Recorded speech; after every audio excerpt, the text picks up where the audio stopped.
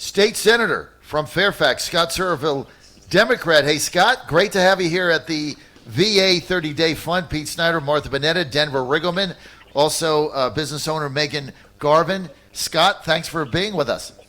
Hey, John, good to be on. And are you in Charlottesville? Is that where you are? Yes, I'm in the People's Republic of Charlottesville. Got it. Well, I went to law school there 24 years ago. So, go have a Bodo's bagel for me.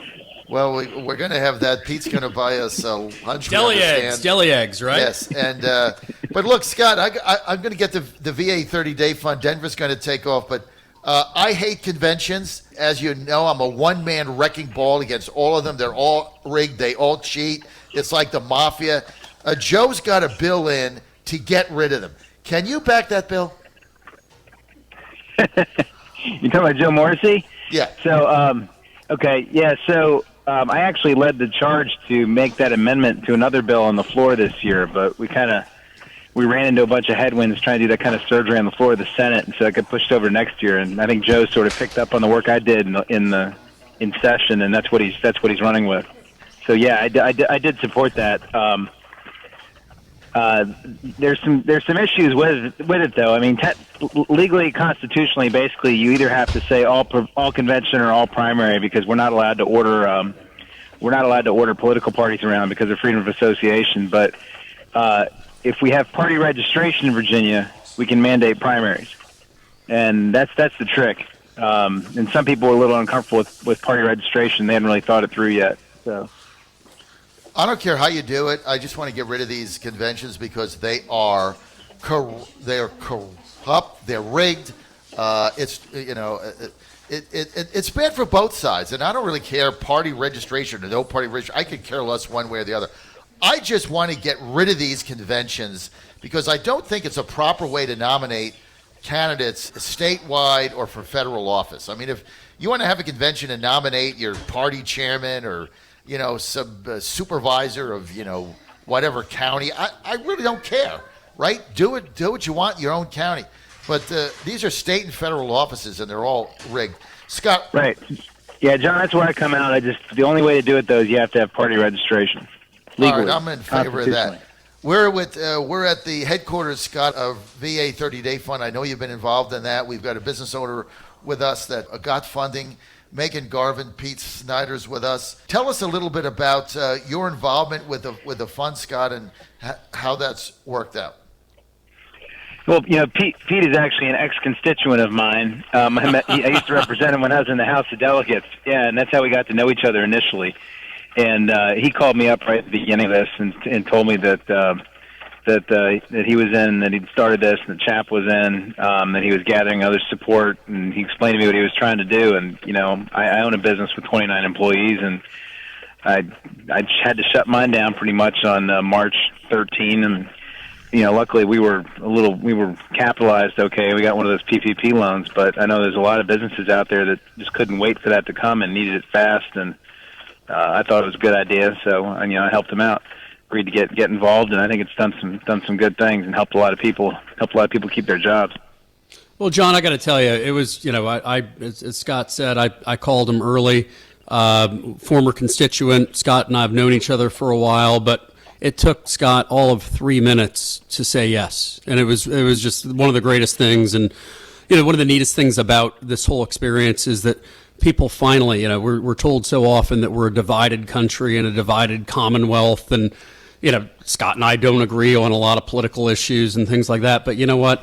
He rolled up his sleeves right away. Everyone's taken their jersey off. We're focused Virginians helping Virginians, and it's been a true pleasure to work hand in hand with Scott and Chap and Sharon Peterson. And we have a ton of folks. Mark Warner has been unbelievable. He's been an absolute MVP in what we're doing and allowing us to help even more families and more businesses out there. Mark Warner got our IRS letter, and which unlocked $450,000 so we can help small businesses out there. So, see, Scott, what Pete Snyder just did, I got to get this on tape. What he just did is Pete Snyder just absolutely validated my support, endorsement, and vote for Mark Warner in 2014 that everybody has criticized me for, and they tried to throw me out of the party, Scott, They tried to throw me out. Well, I'm still here because I endorsed Mark Warner in 2014. And here, Pete Snyder. Scott, you heard it, right? He just. I heard it. Hey, I'm calling balls and strikes. Senator Mark Warner. Kiara, I need to get this whole clip here. I need to send it to Warner. And Mark Warner knows that Pete and Burson Snyder are very grateful for his help, his work, and helping us out, and both he and Lisa's great generosity to the Virginia 30-Day Fund. So, if you're a Republican and you're doing the right thing, we're going to light off fireworks and say so. If you're a Democrat and doing the right thing, we're going to do the same damn thing, because that's all that matters right now. People are bleeding out. John, you can make your decisions and try to justify things that you've done in the past, but we're just calling balls and strikes here, brother. Oh my goodness, it's always. Hey John, I also want to note that if we had party registration only primaries, then you could endorse Mark Warner and not have to worry about being able to participate in Republican primaries in the future. I know. Well, somebody said to me there was a bunch of people called me and said, "Look, we want you to run for chairman of the Republican Party of Virginia," which of course I would never do. In 1,000 years, you couldn't get me to do that or run for anything else, because I'd rather sit on the radio and criticize everybody else that runs. That's a lot more fun, right?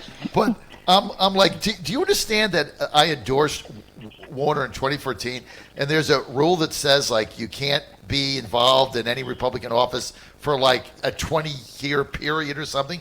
Also, anyway, I did, and I still made the right decision. But Scott, let's get back to the VA 30-Day Fund. You guys have raised a ton of money. You've helped so many businesses.